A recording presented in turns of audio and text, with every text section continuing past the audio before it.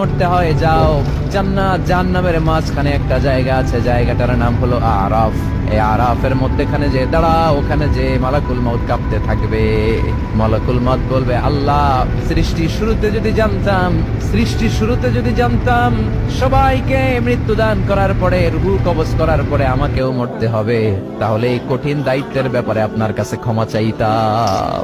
আজকে আমারও যে ভাগ্য বরণ করে নিতে হবে সৃষ্টির শুরুতে, আমি এটা কল্পনাই করতে পারি নাই। আল্লাহ বলবেন, নো টক মুত ইয়া মালাকুল মউত, মরে যাও। বলার সাথে সাথে মালাকুল মউত এক বিকট চিৎকার হাঁকিয়ে মরে যাবে। মালাকুল মউতের চিৎকারটা সেদিন এত ভয়ঙ্কর হবে, বিষ্ণু ঈসা ইসলাম বলেন, ওই চিৎকারের আওয়াজ যদি পৃথিবীর মানুষেরা কান দিয়ে শুনতে পেত, তাহলে কিয়ামত সংঘটিত হওয়ার জন্য আলাদা করে ইসরাফিলের সিংহার প্রয়োজন হতো না। ওই চিৎকারের আওয়াজে প্রতিটা মানুষ কানের পর্দা ফেটে ওই জায়গায় লাশ হয়ে পড়ে যেত।